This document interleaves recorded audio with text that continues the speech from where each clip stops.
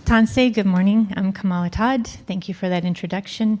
As Terry said, I'm Métis Cree and German, so I was born in this Coast Salish territory, but I'm not from here. This is my home, but I am a guest, and I'm a very grateful guest. My children were born here, and we are incredibly blessed that we get to live here. And just pretty much everything that I do is that sense of gratitude to the land and to the people of the land. So as you know, our panel today is talking about story, and that's where I work with, this idea of story. I grew up surrounded by the stories of dominant culture, surrounded by the mythologies of empty land, the mythologies of the city being made by the great white fathers, the origin story as being a very young city, and all of that.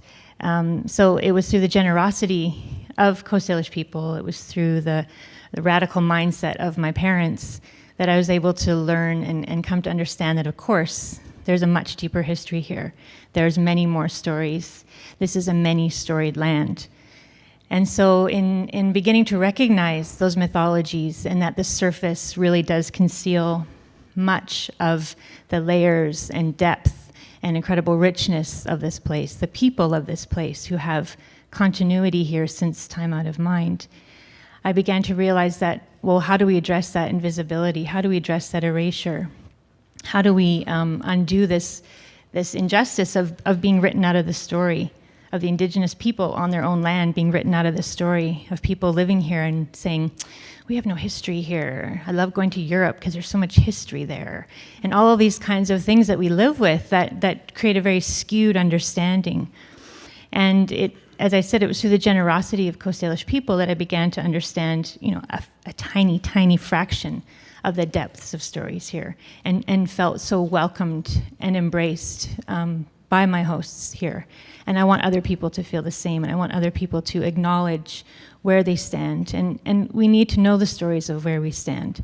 And there isn't really a dichotomy or a schism with saying that this is your home and also that you are a guest, or that you are from here, but you're not indigenous to this place.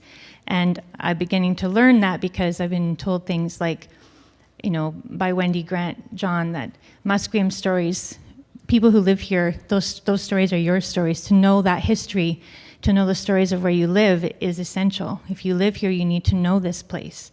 And so how do we begin to know that? And so in our panel today, we get to explore how we can create stories together, how we can be welcomed in to stories, how we can discover new possibilities of listening, and what happens when we feel that embrace of being within those stories. So as you listen to what people have to share, I encourage you to think about what stories do you know of where you live, and how can you learn more, listen more, share more, and create anew, because we all inhabit many storied lands, and this is an indigenous place with much to share. And as I said, I'm grateful to the people who have shared so much with me and my family. Hi. Okay, so that's my intro. And now, we are going to let the panelists introduce themselves and what they do and that kind of thing. But we do have a very rich panel here, and we are going to go in the order that you see. So we'll begin, please, with Erin Nelson-Moody and Nancy Bleck.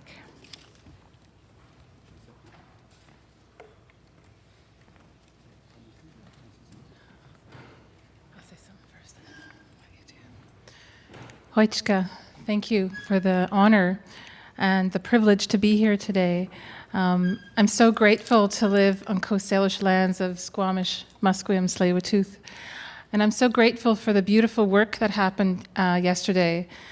And I really want to hold my hands up to Michael and Michael for the incredible, incredible protocols and the beautiful, beautiful dances and hybrid performance. And I really hold my hands up to you because I want to thank you for showing us how it's done, for showing us how to be good guests. And I don't know if people really were aware of how profound that was, of how we can walk in a way that is in a good way. And you really showed that to us yesterday. And with that, I want to just say my name. My name is Slani Spakwas, Nancy Bleck. My father's from Berlin, my mother's from Rhineland-Pfalz in Germany, and I was given this name, Slani Spakwas, right here in this room in 2001. I was also given this vest at the same time, and so I wear it today to honor that and to honor the work that happened with Uts'am Witness. And I'm so grateful that Splash is here. And with that, I'm going to get out of the way because I think that's also part of my work, is to set up the experience and then do a good job of getting out of the way. Thank you. I don't know. Who let him sing first?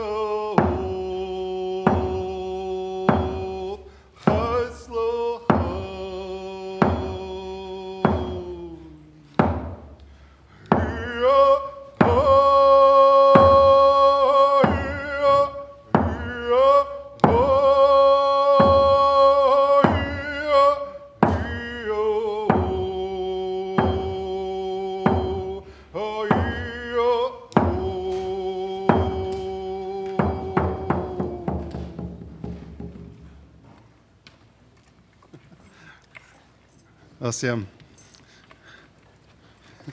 People are never sure whether to stand or sit or clap or whatever.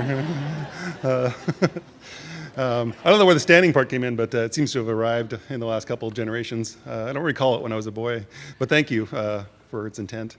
I'm Tochsen Yechwala Tinsna, Keachten, Tno Siam and Sia, Elch Tinsequetel, Elch Tinsequetel. One of our chiefs was trying to translate a phrase you hear in many different tribes. We are all related, all my relations. Elch Tinsequetel is our way of saying that to you. And one of our elders would say, I know you're my relatives because you're human beings. And I heard that last night loud and clear.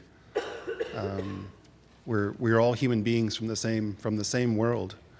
And you hear this emphasis, people expressing their gratitude to be here on Coast Salish territory. People explaining where they're from, who they are. I'm not sure if I heard that explained last night, but the way it was explained to me, maybe not so much like this with a panel and spotlights and a microphone, but if we were all sitting in a circle, people would be seated in our longhouse according to where they came from.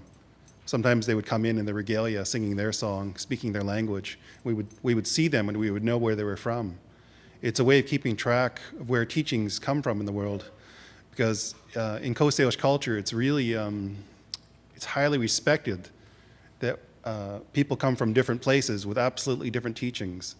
And if they share those teachings with us, it makes us rich. So we try to connect with people. We try every which way we can to adopt them or marry them in or whatever. We try to connect with these people somehow because we know that'll make us stronger as a culture, stronger as a community, and richer as human beings to share with other cultures. So there's this emphasis placed on where people come from. You can imagine a whole country filled with such beautiful people, with such a beautiful language, with such a beautiful music tradition. Sometimes our youth would look at that and say, I want to go there. I want to learn from those people. I want to earn my teachings from such beautiful people. So my grandfather said we introduce ourselves so we know where things come from, not to separate us, but to try to find ways to link together. So that's why you hear this emphasis on why we introduce ourselves, why we say where we come from. It was funny, I heard some people at a college recently, and they were kind of speculating about what the world would be like if it were ruled by women. And if you were here last night, you got a glimpse of what it would look like. There's matrilineal cultures, that strong, beautiful people. That's what it looks like. I don't know why they're still wondering what it looks like, but lots of Canada's filled with that kind of culture where the women are highly respected and take so many leadership roles. So I was really grateful to see the beautiful dances last night from both sides, from the native and the non-native people collaborating.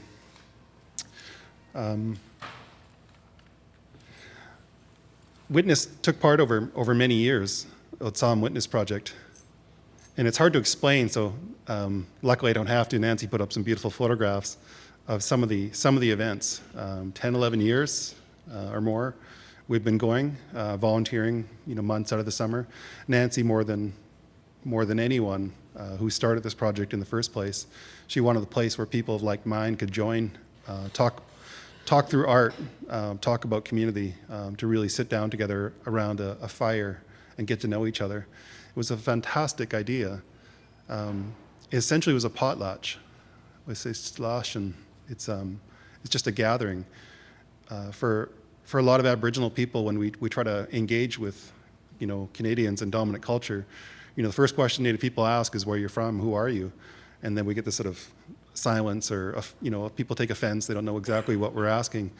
And then no matter where you go in North America, there's people who gather at feasts, and they sit and they talk and they do work that way. And when we speak to people in the dominant culture, they don't always know what we mean. But this is what the Witness Project was. We were trying to engage the Canadian public, just regular people, in a potlatch. And we kind of had to start from people not knowing what we were doing. We had to build up so that people understood what we were doing. So by the end of the project, it took us 10, 11 years to figure out how to hold a potlatch with the Canadian public.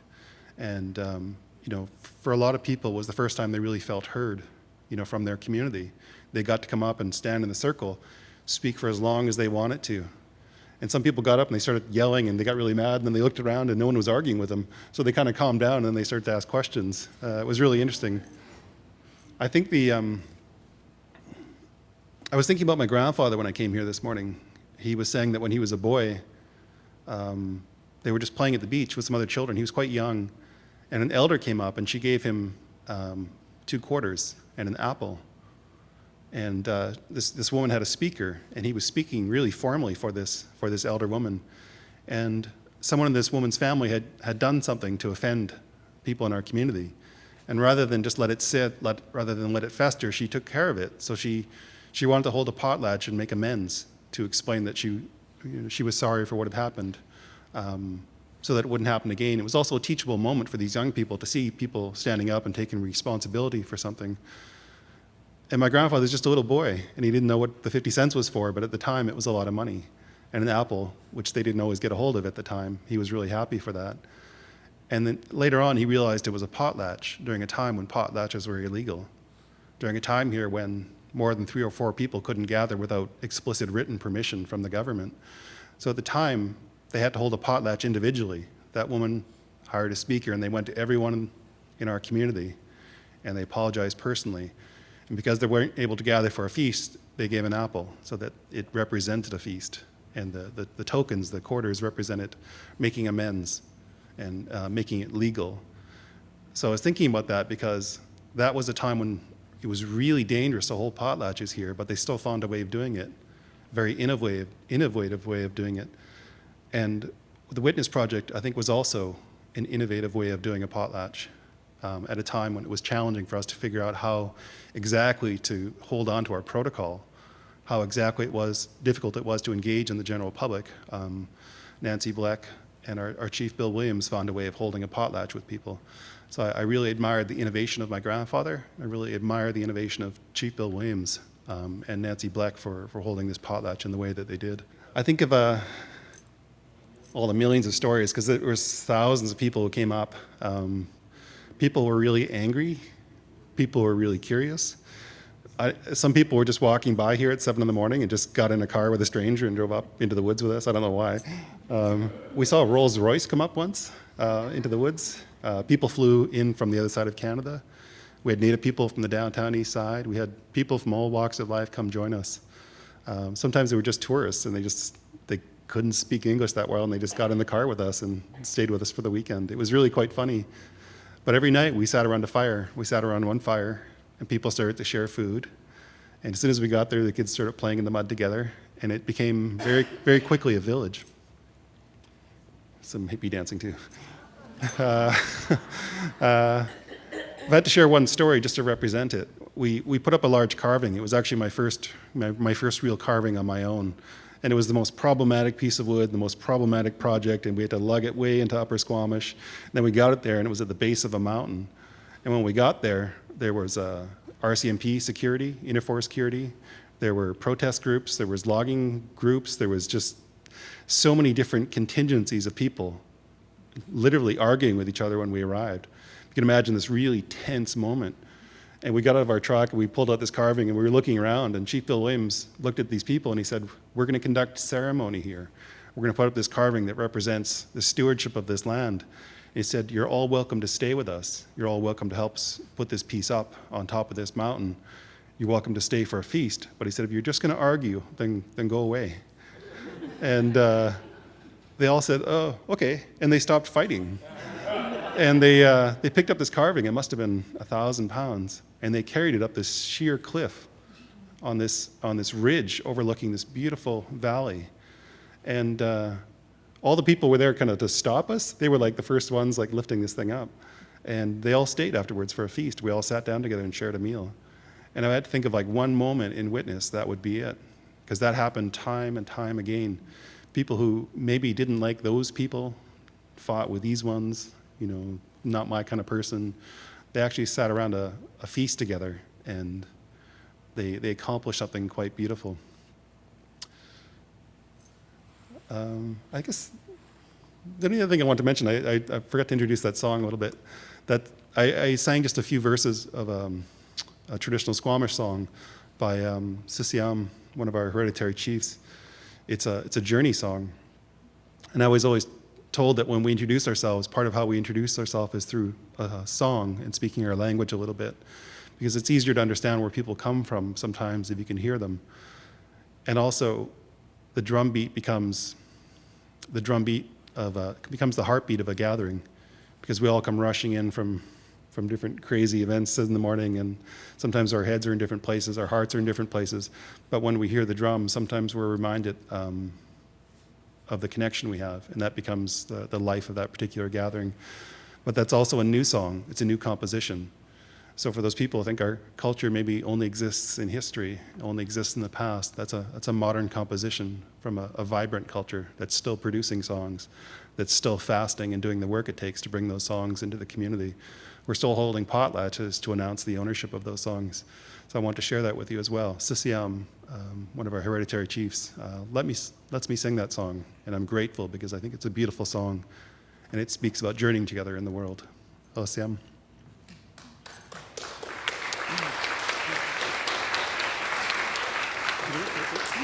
No. So the next few slides are some images from the book called Picturing Transformation, the Rowley. It's photography over about 10 or 15 years of the course of the project, and through that time the format changed as well. I started off with large format photography, 4x5, which are some of the images you see here. And one of the teachings that came to me in 1995 through my teacher and mentor, James Nicholas and Sandra Semchek, was as a photographer to take the time to first ask permission to photograph the land, to kind of look at water or moss or rocks or the forest as having its own agency and its own spirit, and recognizing that, you know, you don't just go to the land and take, even if it's just photographs, but you do need to ask permission. And so that was my first lesson before Uts'am even began, before I even met these beautiful people from Squamish Nation. And this is toward the last series, or second last series I did, called Dreaming Forward. I went back to the 4x5 camera because it slows me down. The digital photography is very speedy and quick, and it doesn't do the same thing for me as an artist, what I need to do when I'm on the land, and that is slow down. And I think that's one of the greatest teachings I've had through this process too, is recognizing that there's another time frame that we can also tap into. So I think we're going to, this is part of a double portrait series, looking at the multiple roles that people do carry. This is Nelson-Moody. This is when he's getting all suited up, going to Ottawa and negotiating, and then also in the sort of longhouse regalia, and between the worlds that one has to walk when one's in a traditional way, but also in the contemporary world. So, this particular image was at the very last day of a 7-day fast that I did out on the land alone. And there's a lot of stories with that. I don't think we have time for it, but I'm happy to share it later. I'm getting the cue that the time is coming to an end. Just one more. This one here is called Becoming Tumeth. And it was the very first tree that I encountered when I started my 7-day strengthening test. Splash did the songs and prepared me. When I went into the forest, it's a beautiful ancient rock shelter, this tree was so present that I sat by it for many, many hours. And I recognized that, it takes 1,500 years for a cedar tree to grow to maturity, and then maybe another 1,500 years for it to slowly decay back to the earth, where then it would be maybe gathered and collected for Tumeth as spiritual protection. So looking at that lifespan, I recognized that, when I was there photographing, that I wasn't the only one witnessing, that I was being recorded in the memory of the land.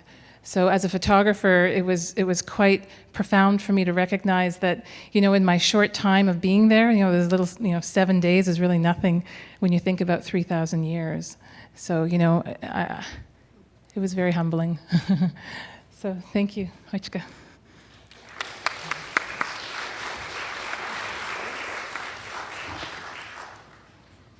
Thank you, Erin and Nancy. So definitely thinking about this Uts'am project and the whole idea of welcoming people in, and how enriching that is, and how generous that is, and the learning that comes from that. And why that also needs to happen, and why we need to keep doing that, because so much has been either silenced or erased or buried.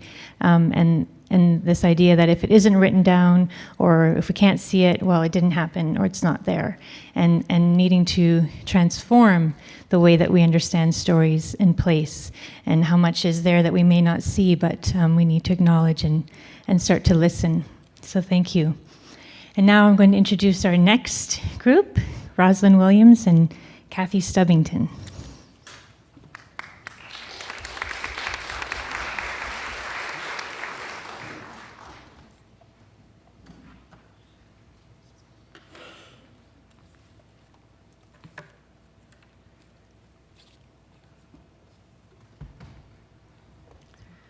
White Quapaidap, Chuum Squast.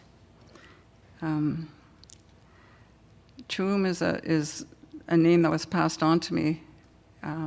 It was carried by a lady in my family that was my great-grandmother, and she passed on before I was born, and my family decided to pass that name on to me.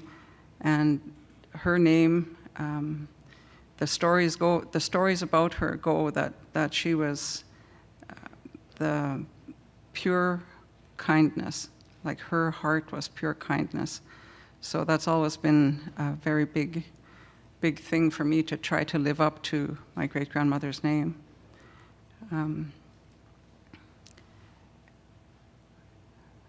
Her mother was Mamul'ecw, and Mamul'ecw was my great-great-grandmother. And she was one of 12 wives of another great chief in our area. His name was Chilhitsa, and his name translates to mean 5 blankets. Because in our community, when you do something good for the people, they recognize you by presenting you with a blanket. So throughout his lifetime, he was given 5 blankets, so his name became Chilhitsa. And her name, Mamul'ecw, was whitefish in the water. And the place that I belong to, the place that I come from, the community that I was born to, is a place called Splatsin. And many of you will be traveling there On the map, you will see it as Enderby. But back before people traveled the way that we travel today, if you were to come to my community by canoe or by boat, you would come up through the water system, and you would eventually arrive at a place where there's an opening to the valley, and that place is called Splatsin.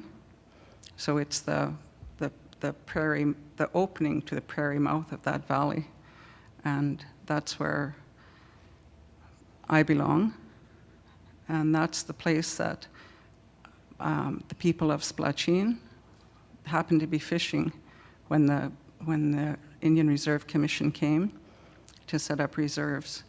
So everybody of our tribe became known as Splatsin.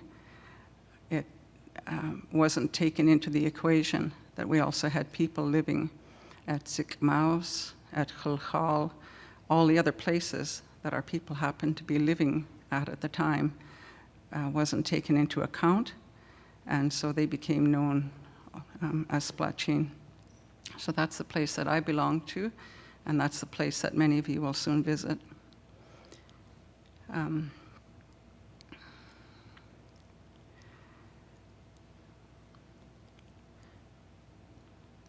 I grew up at Splatsin. I have spent all of my life there. I went to school at the public school in the area, public schools in the area. I did a short one-year session at the Kamloops Indian Residential School. But other than that, my life and my work has taken place in my community. I was one of the fortunate ones that wasn't removed from my community during the 60s scoop or during the times when the welfare community came to take children away from our community. Fortunately for me, my mother was a great outdoors woman. She knew how to fish, she knew how to hunt, and she knew how to use a .22 rifle really well. And when the social worker came to our house to try to apprehend us, my mother pulled out her .22 rifle, and there was a bit of a standoff, and my mother won. So here I am today.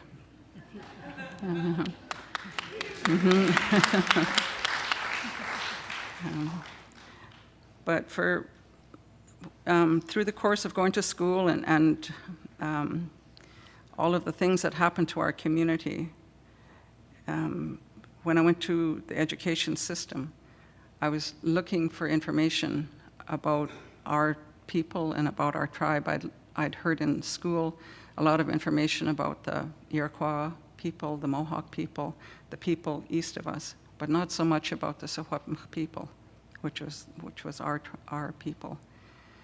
So then I started to seek out and ask questions of the elders and the teachers in our community, to ask them the questions about our history and to put the questions to them about why things were the way they were. And initially they were very reluctant to even speak with me about it, because they wanted to know why I wanted to know these things. Because so many people had come before me asking them questions and taking the information, and then they never seen whatever was done with that information.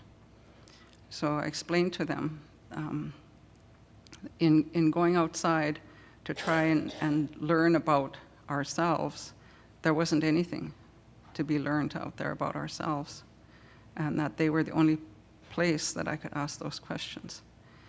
So then they start to share with me, and over the course of many, many years, I mean, this work for me started in 1975. Over the course of many years, they started to share and tell me stories about our history, and everything that they knew that had been transferred to them. And they seemed to share that information with me in increments as I was ready to know. So they wouldn't tell me a whole story at once. Sometimes I would go back and we would talk about the same story 4 years later, and they would add another piece on. And I would wonder to myself, I wonder why they didn't tell me that 4 years ago when we were talking about the same story. But in their wisdom and their knowledge in understanding and gauging what it was that I needed to know was how they taught me. So then my work then became to try to figure out what to do with all of that information, to try and pass it on, because I had made a commitment to them that the stories and the information was for the children coming behind us, and that I wanted them not to have such a hard time as I had in trying to learn about all of these things. Because in many of our homes, there was an interruption in the stories, and either the grandparents had passed on through, during the stages of heavy alcoholism in our communities, and there may not have been grandparents to pass those stories on. Or they had been removed and they were raised away from the community. So, in trying to figure out how to impart that to the young people became a challenge. And we tried different things at one point, starting to write out the history, and trying to go into the public school system and to work with the schools to teach the children by bringing the kids out to the communities so that they could spend time with the elders themselves to hear the stories firsthand. So there were a number of things, that we attempted to do to then impart that knowledge. And our community gave us funding to set up, when I say we, I'm referring to, I had a small staff that I eventually had to work with. We set up a historical research department. So I had four people from my community that came and worked with me. So we did different things to try and share the knowledge. We did lots of documentation, lots of interviews. And so in that state, at one point, somebody in my community said, there's somebody that's been coming to the community asking questions about the history of this place. And we told them that they should come and talk to you. We told that lady she should come and talk to you. So they described this lady. So then my first meeting, that was my first meeting with Cathy Stubington of Runaway Moon. And I have to admit that when I first met her, I was thinking to myself, here we go again. And I really wasn't interested. I really wasn't interested in sharing our stories at that point with the outside community, because my focus was on the children within the community and what we could do to help them. But Cathy was insistent, and she kept coming back, and because she kept coming back and she seemed to genuinely be interested in our stories and in the history of the area and of the tribe, I started to trust her. I began to establish a trust relationship with her. And that was the first step of us beginning to work together and beginning to open up and share those stories with her. And also, in that process, seeing that the stories could now be told, the stories could now be acted out by those young people that I was first focused on. They could become part of that process. So in all of the collaborations that we've done, the children of the community, the people from the community themselves have become involved in the process, and therefore they have learned those stories, and now they can carry those stories forward themselves. So I'm going to ask Cathy now to speak about the different collaborations that we have. Mm-hmm. Yeah, so I'm Cathy Stubington, and my parents came over from England in the early 1950s, and I was born in Montreal. And I gradually moved to British Columbia and settled in Enderby in 1994, and that's where my daughter was born, and I have 3 children, and they were all born in Enderby, which I now know as Splatsin.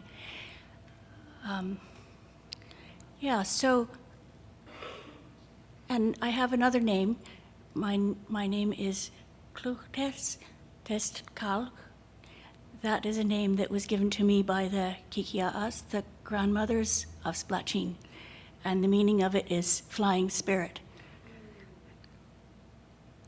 So soon after I came to Enderby, I realized that there seemed to be 2 communities that were very separate.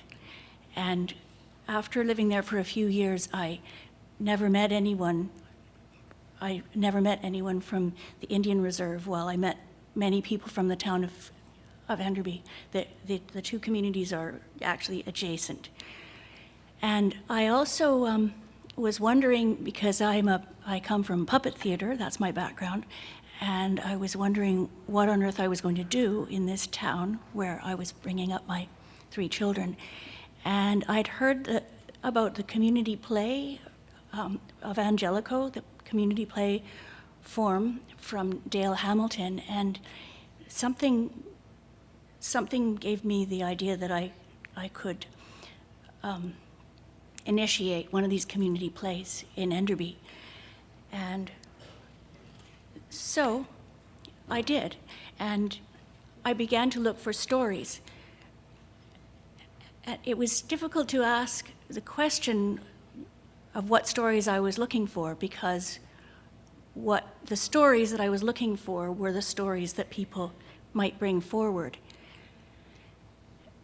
So anyway, after various processes, I gathered many really interesting stories from Enderby, but I hadn't found a way to find stories from the First Nations community, and I also knew that for this community play to be a success, that was a necessary component. Otherwise, this work that I was doing would be meaningless. So I went over to the band office, and I told people that I was looking for stories, and they would say, "What kind of stories?" And I'd say, "Well, I don't know what kind of stories, because I didn't want to define what kind of stories I was looking for, because I felt that would kind of falsely define the story that would come forward."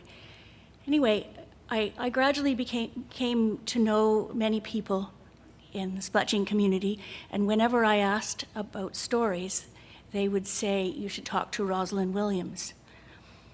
And I knew that one day I would meet Rosalind Williams, because, but it took quite a long time. And anyway, but I would ask about stories, and they'd say, "What kind of stories?" And I'm like, well, ask Rosalind Williams. So meanwhile, I had in Enderby, I had gone to the museum, and there's a very interesting museum in Enderby, and people that work really hard to carry the story of the settler people. And I was referred to the diaries of A.L. Fortune, who's the specific person who we call the first white settler in Enderby. And in his diaries, it said that when he came, there were no Indians here at all. So I kind of suspected that wasn't true, but but I did find that in several different ways, and I asked people, "No, when he came, there were no Indians here at all." So later, when I got to know Rosalind Williams, after a time, I asked her, "Is it true? I read in the museum that when A.L. Fortune came here, there were no Indians here at all. And Rosalind said to me, I hope I get this correct, well, of course we were here. It's just we watched him for a very long time before we let ourselves be known. So since that, I've kind of in my mind, that's what was going on between the two of us. Anyway, we don't have very long. We want to talk about 4 projects, and that was just the prelude to the first community play. Okay, so the first community play, some of you may have seen a short documentary of it yesterday. It took place in 1999, and I would actually like to skip on to the next one, because probably a lot of you know about that one. This about 5 years later, Ethel Thomas, who's another of our elders who was at that time the drug and alcohol counselor, came to me and said, it's time for us to do another community play, and this time to take place on the reserve. And it's going to be about addictions awareness. And I said to Ethel, that's really wonderful, but I think you're going to have to make that one happen, because I'm not going to make any more community plays happen. But then an idea came of a wonderful place where we could do a community play on the reserve. And that was the Starlight Drive-In screen, which is the largest drive-in screen in North America. And it's 150 feet wide and 50 feet high. And so once again, though, I didn't know how on earth to tell this story, so I came to Rosalind to ask her, how could we tell this story in this place?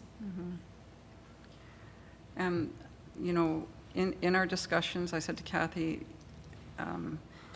if we're going to tell a story, if we're going to talk about those addictions and that time period, we're going to have to hit the nail on the head and not skirt the issue. We have to tell the story like it is, so that the children who are affected by it will see exactly what happened to their parents. So what we told in the shadow form was actually episodes from Rosalind's own story of growing up in the very specific historical period in which the alcohol addiction came to the community, which I became aware was actually very close to the time of my birth. So it was a very short part of the history that I was learning about. I'd like to also just right now acknowledge James Fagan Tate, who's the director who we worked with on these very complex projects, the first community play, and Enough is Enough. So the next project that we worked with, another large project that I asked Rosalind to come into was a community play about water, which came to be known as Salhua, which is the name for water in the Secwepemc language. I'd been collecting the words for water in as many different languages as I could. And I came to Rosalind to ask how this could serve with what she was trying to share with the community. And in Salhua, what again we pushed for was what we wanted to portray was our relationship with the water, and how the water is such a powerful element to our existence. In our songs, in our prayers, in our day-to-day life, it's in our language we say it's haha, it's up here, and that's what we wanted to portray in Salhua.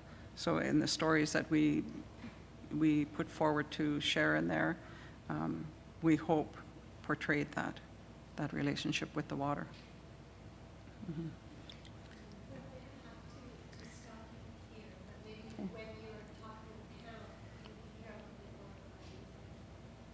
Yes. Thank you. Thank you.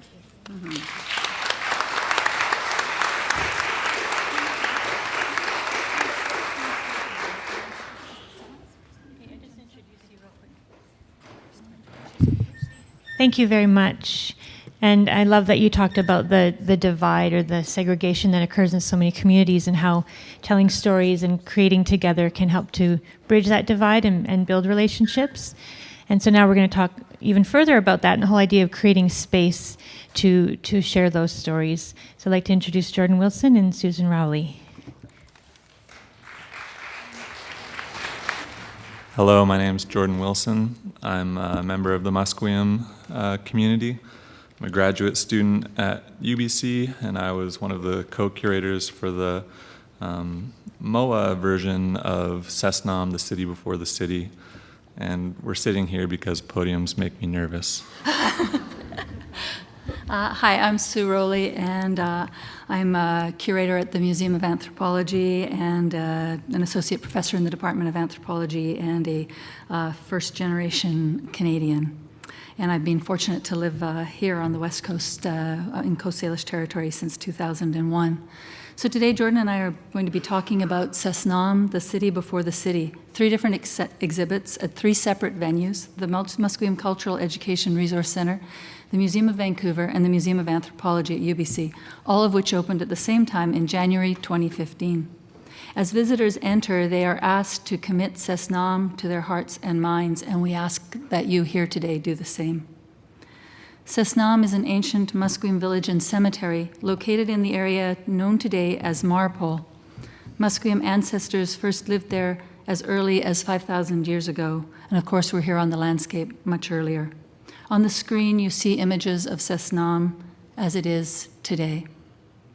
For almost 100 years, archaeologists, local historians, and others interpreted the past of Vancouver as one of dislocation, a past of recent migrations where even local Indigenous people were themselves seen as relatively recent immigrants, thereby dispossessing and erasing Indigenous presence and land rights through a colonial sleight of hand.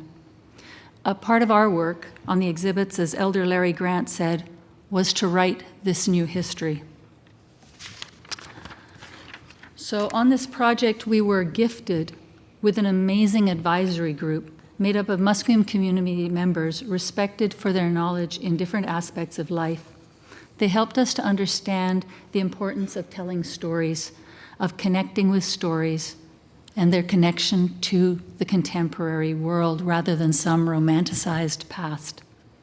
Stories are an integral part of Musqueam Secwepemul'ecw, the teachings that you've received since childhood, and it's reflected in all 3 of the əsnaʔəm exhibits. Sometimes the stories are shared in the exhibits in their complete form, sometimes in just fragments and excerpts, and sometimes just referenced through images. So why are they relevant today, and how do they connect to the contemporary world? The majority of the ones that were shared with us are connected to specific places, and many times link several places, both extremely local, the greater Vancouver region, within a larger area across the Gulf of Georgia throughout the Salish Sea. They speak to how these places came to be. The teachings they impart can be interpreted in multiple ways and depend on how ready you are and what knowledge level you're at to interpret them.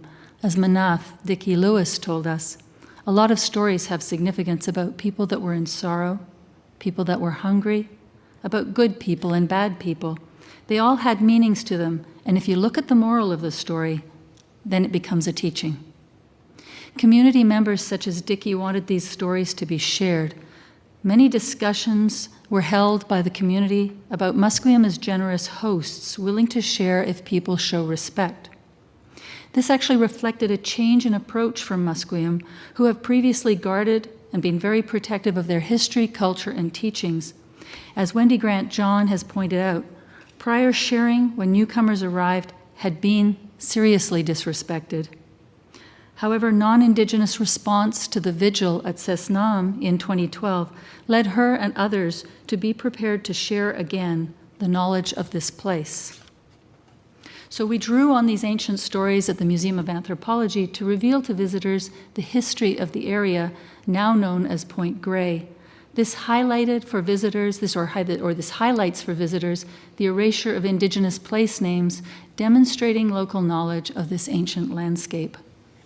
So, Jordan?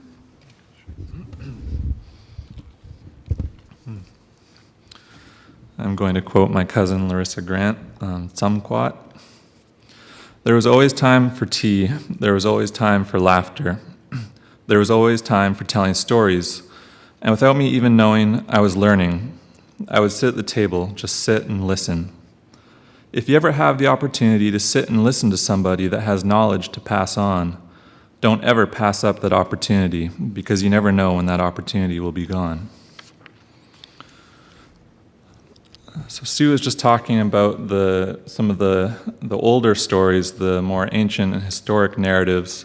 And I'm going to talk a little bit about how the exhibit features contemporary stories, but I don't mean to suggest that these are entirely or completely distinct from one another. And when I've heard my auntie Wendy Grant John talk about stories, she refers to them as our truths, and I quite like thinking about them in that way.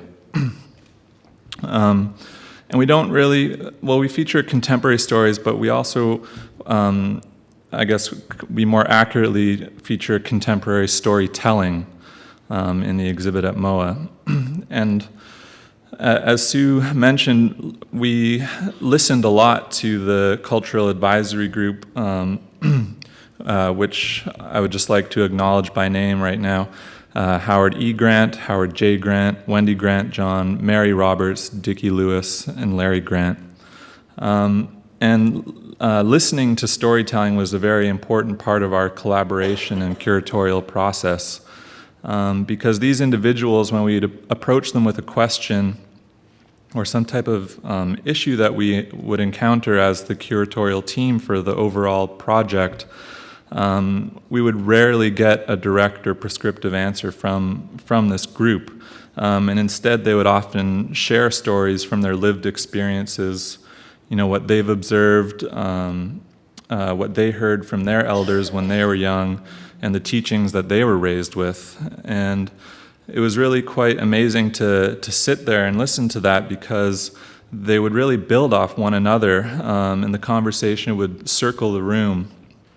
They'd each be patient and take turns to speak. And for me, it was a real learning experience to see that not only were they extremely knowledgeable and generous with what they were sharing and the stories that they were telling and how they shared those stories, but that they had this ability to listen to each other very intently and take that into account when they would share their response. So for me, that was a really special part of this project. It makes this kind of work rewarding to take part in projects like these. And in return, we had to sit and listen respectfully and carefully and interpret what they were saying. And I've said this many times, but when we'd leave these sessions with them, which would last for a couple of hours, my head would be hurting like I don't know how to describe. The room would be my head would be spinning almost, because there was just so much information that I was taking in. And as curators, we would leave and we would be conversing amongst each other, like, this is how I interpreted that. What about you? What did you take away from that? And trying to really piece it together and figure out exactly what they meant and what they were trying to tell us. And sometimes, as a result, one or two of us would approach a specific person who had specific expertise, or to clarify, is this the right way to do this? And after one of these sessions, again, my cousin Larissa said, if other could, or actually she said, I'm 42 and I feel like a child in the room here with you. And, if other people could sit here and listen to you the way I am, that would be the best exhibit in the world.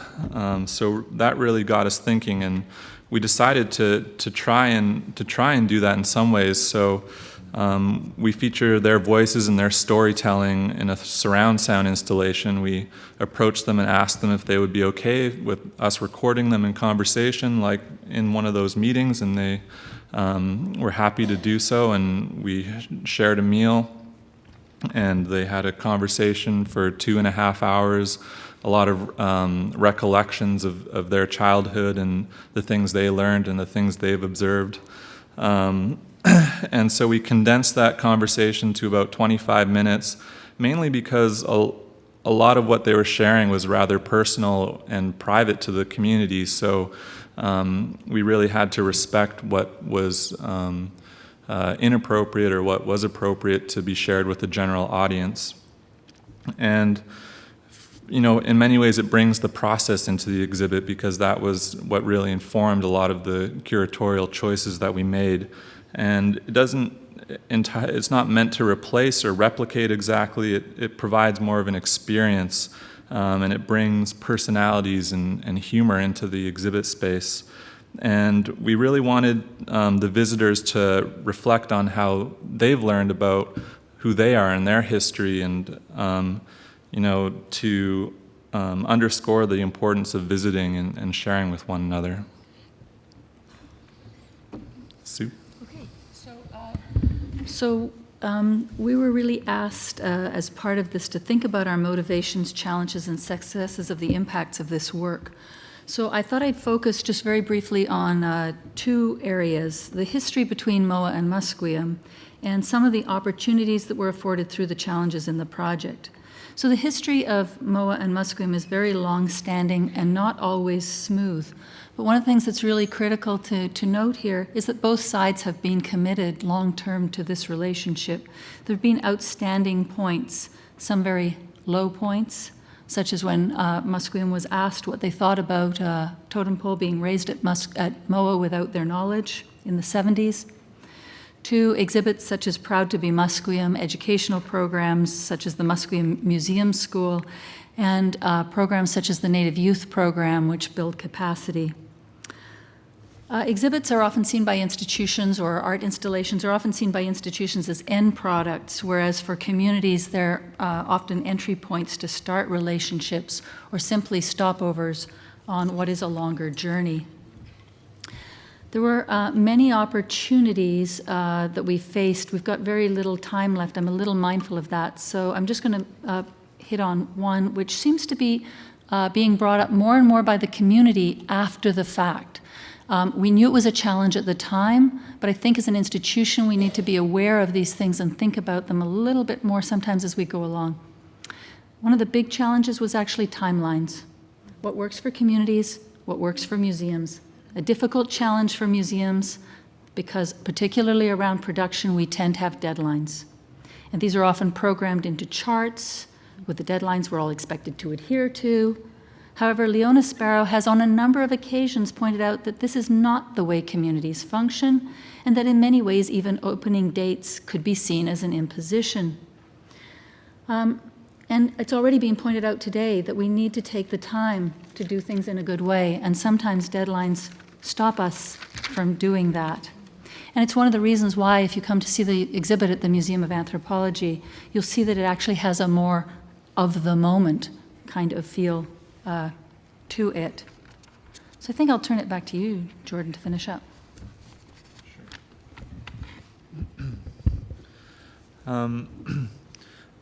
So we were asked to speak to some of the challenges in working in this type of way and on this kind of project. And lately I've been trying to reflect on, what it means to be both a curator on a project like this, working at a dominant institution, but then also being a community member and thinking about the relationships that I have with family and with my community. And in many ways that role provides a lot of anxiety and tension because as Sue mentioned, there's these different ways of working, and we really tried to go about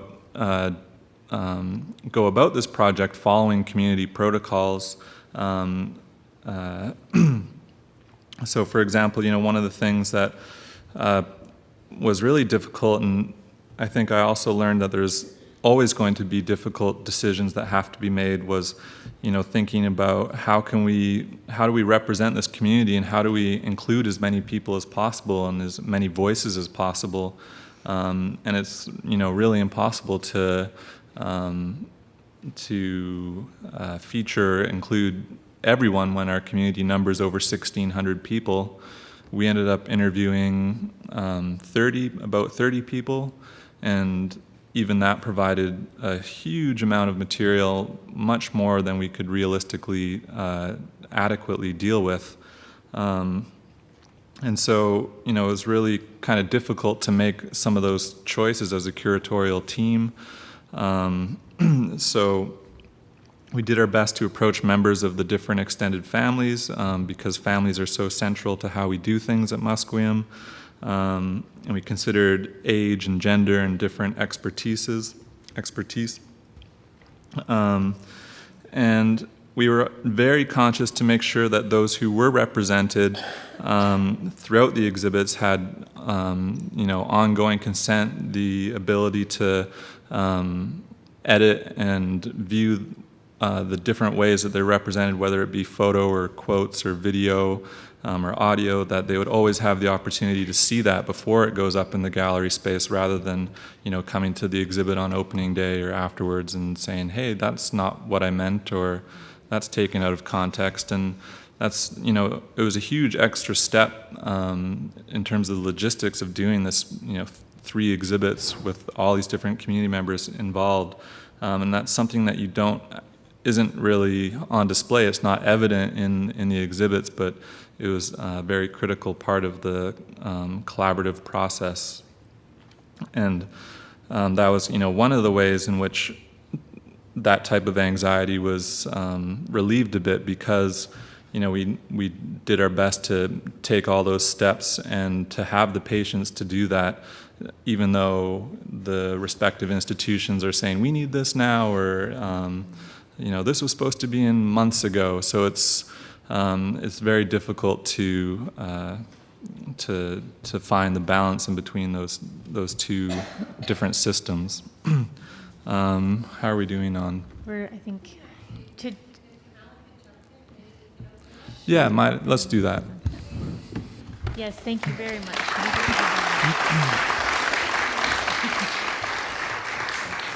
Speaking of time and cutting people off and all those things I'm very uncomfortable with, but it's just our reality of having things we're trying to do today. So sorry to have to cut you off. I appreciate everything that was shared.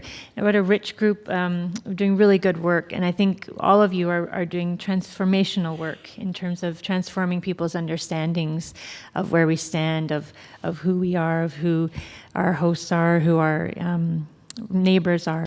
And so I want to open it up to everybody. And what I'm really curious about, maybe people will speak to it, or you might have questions too, it's come up a little bit, is just how you approach each other, how you build those relationships. We know we have a history of people, like Rosalind said, oh, here we go again, a history of people coming and taking or using or tokenizing, because they have to have a First Nations component, or all those various things that happen that can be quite, problematic. Obviously, there's good work happening and really good relationship building happening. So I'm curious about people's thoughts of how that can happen in a good way, and how those how you can approach people in a way that's not mining them. So, but let's open it up. Are people coming to a mic? Is there a mic in the audience? Okay. Hi, I have a question for Cathy and Rosalind. You described the relationship between the two communities being disconnected and separated at the beginning of your project. How is it now? What your work did to the two communities?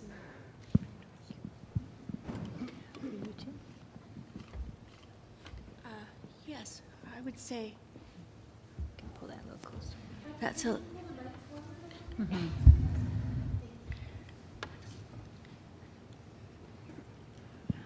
That's a long story. It's been 15 years now, and we only know, the communities as they are now. We don't know how it would have been if we hadn't been doing this work.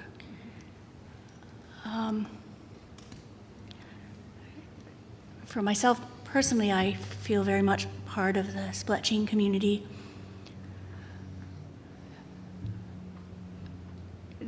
I guess after the very first community play, which involved hundreds of people from either side of the border,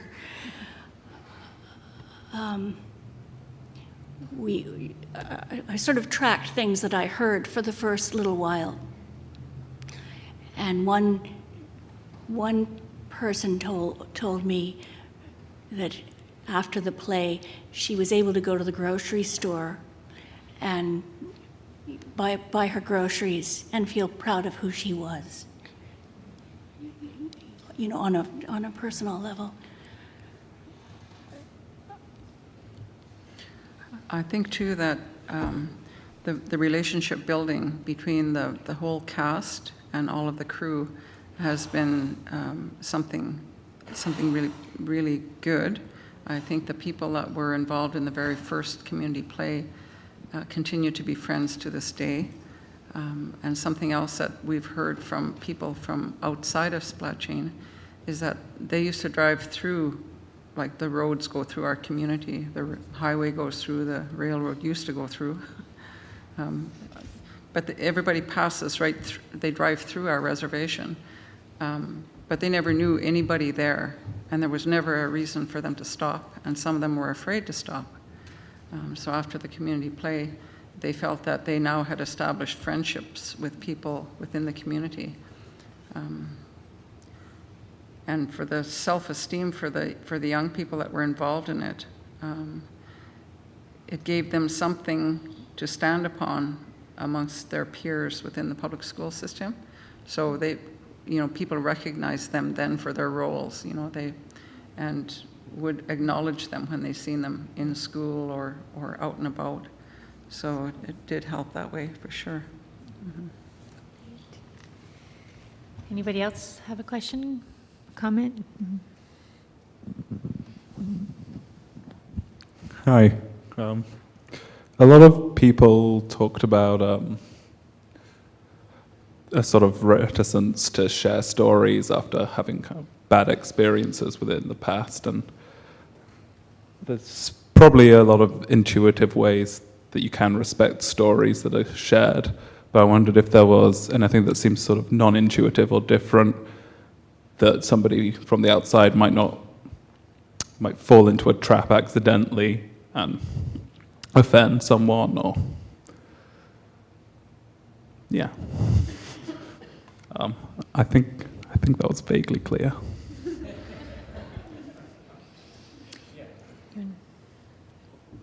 When Rosalind and I first started to work together, it was about 6 months before we started to work together. And then for about 6 months, we were working on figuring out what stories could go into this first community play, what stories would be appropriate. And I would bring forth ideas. I was asking questions all the time, Rosalind.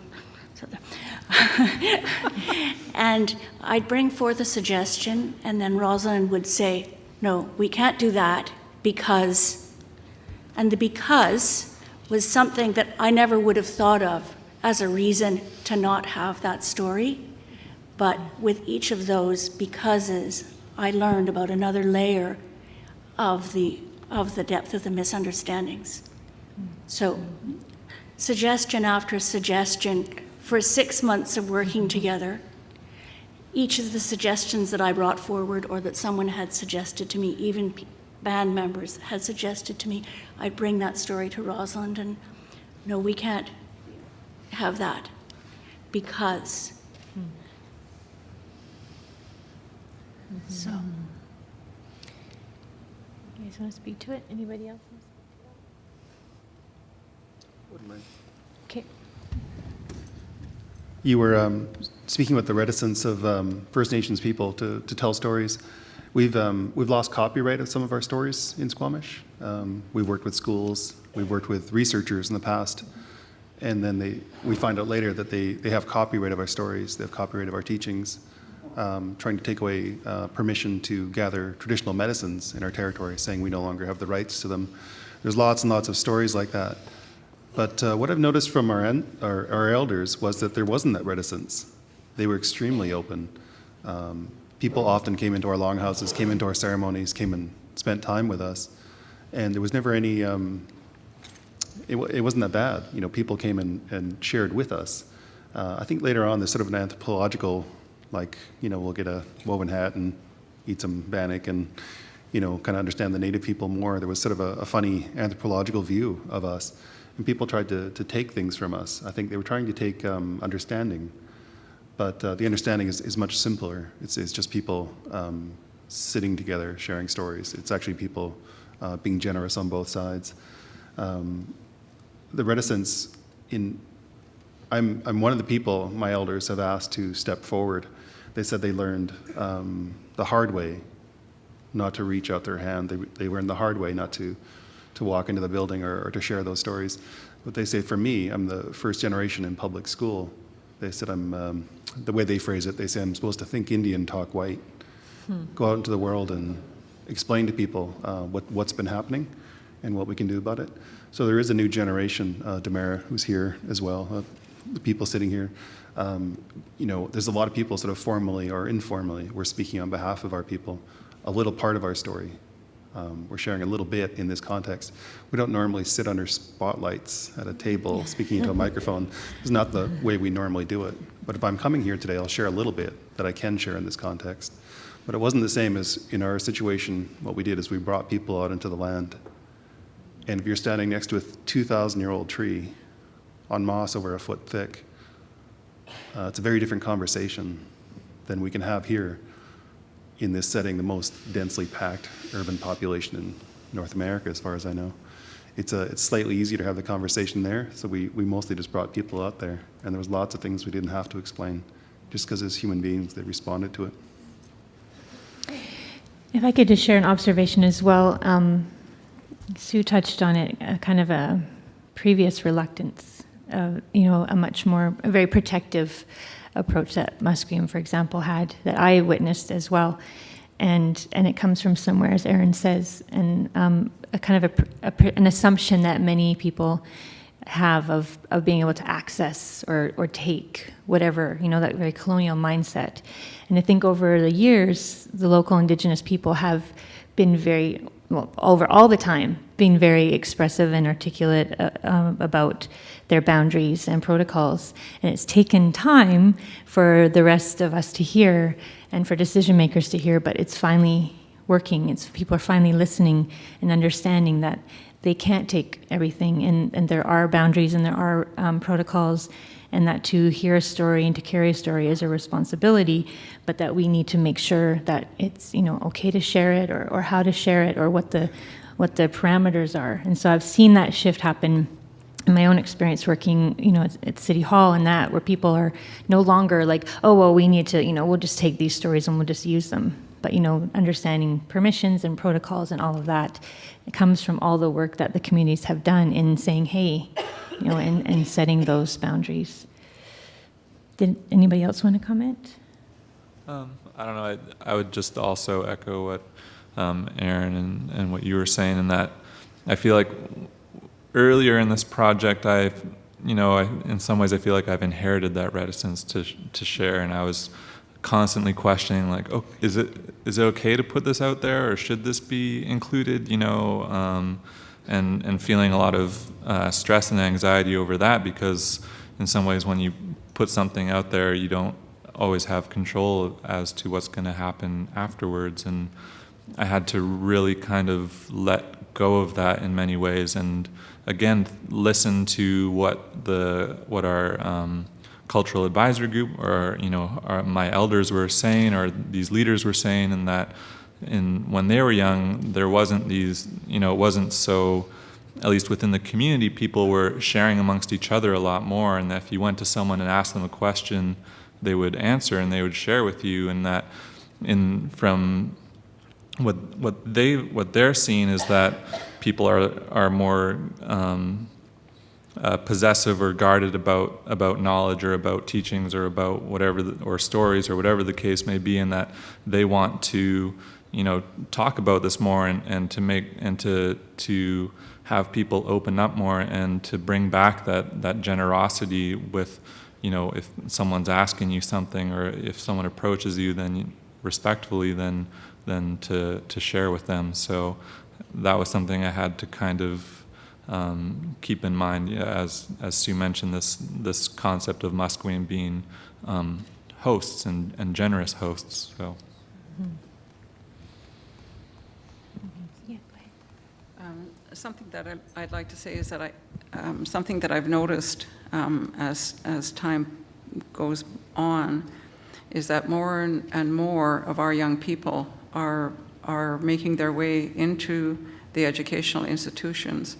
And more of our people are becoming the warriors within the educational institutions and are positioning themselves to safeguard that information that they encounter at that level. And that's something that I think that's made the communities really happy and feel a little bit more confident. And that was something that we always felt was that those stories and that information, part of that reluctance to just share that was safeguarding it, waiting for these young people to come, the ones that were going to be able to go forward and go on, that they would use that information.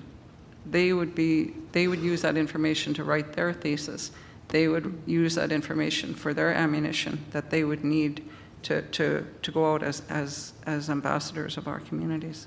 So, and the field of arts, I think, is leaps and bounds ahead of the political arena in terms of recognizing our place on these lands.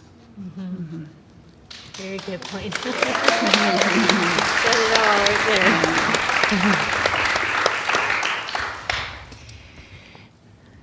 Yeah, Savannah.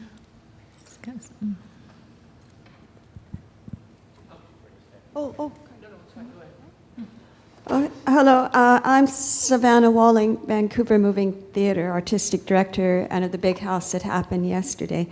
This is not a question, but it's just an acknowledgement. I want to say that our practice has been profoundly informed by having had the opportunity to participate as a community member in the Witness Project many years ago, and to learn from Cathy, Stubington, and Rosalind Williams about the work and projects that have been created in Enderby, BC, and that the teachings that were shared during that time not only informed us then, but we're continuing to learn from them. As we grow in our own practice, we have a better understanding of what we were learning at that time. So it's something that's ongoing. And that we've just recently learned about the Moa's long-standing relationship with Musqueam and how that has evolved and developed. So that's another teaching that we're taking on. So I just want to say thank you so much for the work that you're doing.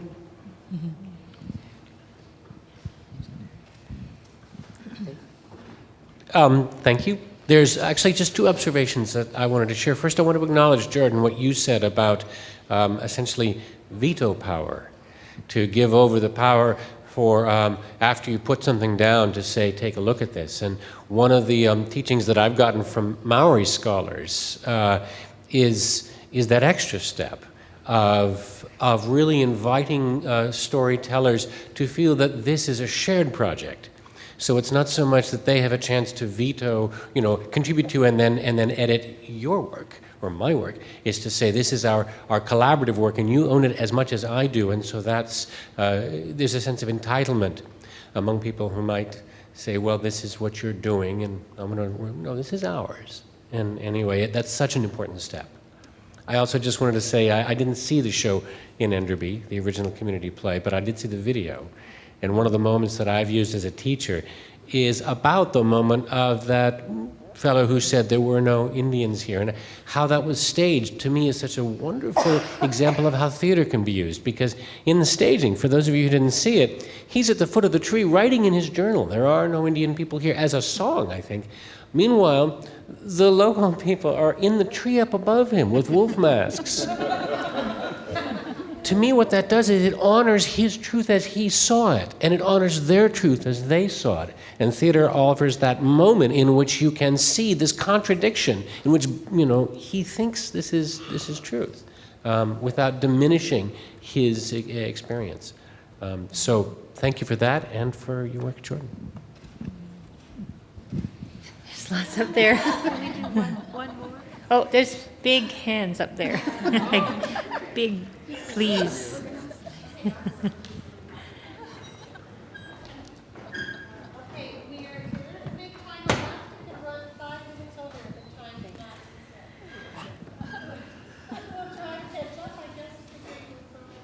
Go ahead.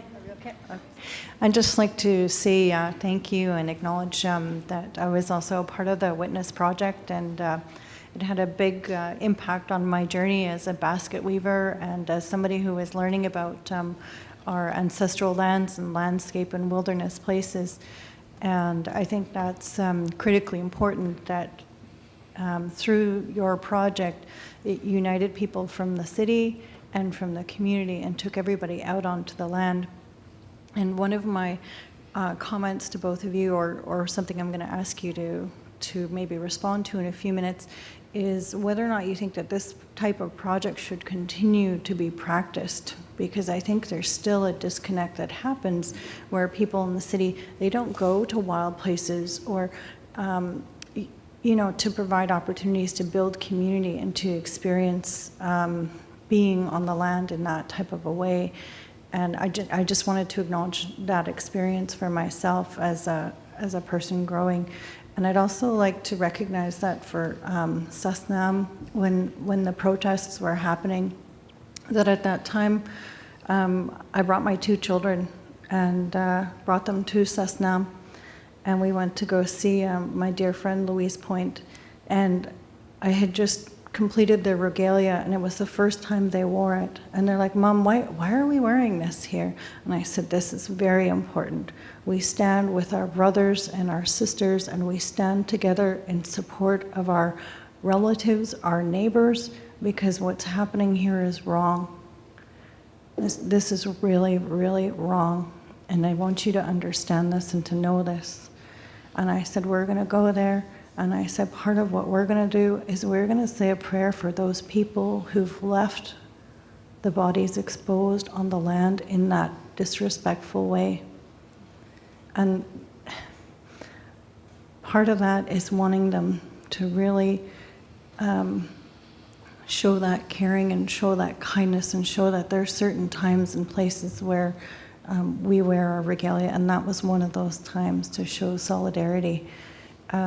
Just like to thank you all for your presentations and for your hard work and for your kindness and caring, because I think these are really the parts that are going to make a difference for the future generation, for our children, because the relationships that we have now will impact the ones who are coming soon.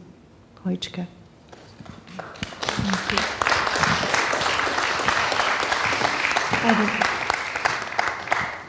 Oh, did you want to respond to that, Aaron? Aaron just wants to respond to that. Tuwitates. One part of the question was, can it continue something like the Witness Project? Before it happened, I bet you there was a lot of Canadians who thought, what can one person do? And I bet you there was a lot of First Nations people who said, who will stand with us if we try to do something like this? But at this point in time, we know it can happen. It's been proven to work. And our chief had a set of work he wanted to do during his potlatch. He had several works he wanted to complete, and he completed them and finished it off, which is also important in our culture. But I hope that other people will look at the example, they'll look at the precedent, and I think I expect people will pick it up again and use it as a model, which is part of the reason the book exists, so people can read up on it. Because it's not going to work the same way everywhere for every issue. But the idea that regular people can get together and do something profound, I think is a good example to follow. And I hope that people do. I think Nancy has some comments on this as well, I know, because there's, in this part of the world especially, there's environmental concerns more than ever that many people are concerned about. Thank you. I think it would be wonderful if something like Witness would emerge. We never really planned it over a kitchen table. It was not a strategy. It was a process, and it was about paying attention. It's also about acknowledgement. And so Aaron has said this before, when the table is set and the right people arrive, then magic can happen. And Witness was a piece of magic. It really was a lot of people coming together and putting something on the table. And nobody knew where it was going to go or how long it would last. I mean, originally it was a 6-month artist-in-residence project, with a timeline and a charts, exhibitions, things like that. And it just didn't stop. It didn't stop because the work wasn't complete. We set out on a journey, and sometimes that journey will take you a lifetime, sometimes it will take you a day, sometimes 10 years, and you don't know. And that's the part about paying attention. So while our work was complete, Nukhayan Sut is now safeguarded. It has a 200 or 500 year plan versus Interfor's original 5-year plan. It took a long time, and 10 years actually isn't a long time if you think about it. So for us, we think of art projects as, being a 6-month art residency, but, it really was 10 years to finish that work, to finish it off in a way that was meaningful. I think now with what's going on with Kinder Morgan, with what's going on with Enbridge and the pipelines and the oil coming to the coast, I'd love to see something emerge that would be impactful, that would be meaningful, that would be peaceful. I think nonviolent practice is a really important practice, and in engaging everybody, right? So, but following protocols of First Nations people is primary.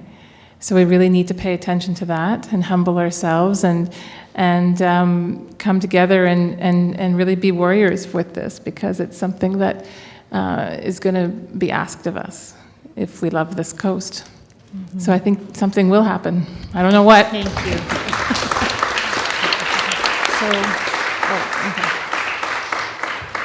So as the timekeeper, or at least at this part, sharing it with Marie, we're going to take a 10-minute break. We'll be back here, actually 8 minutes if we're going to keep on schedule.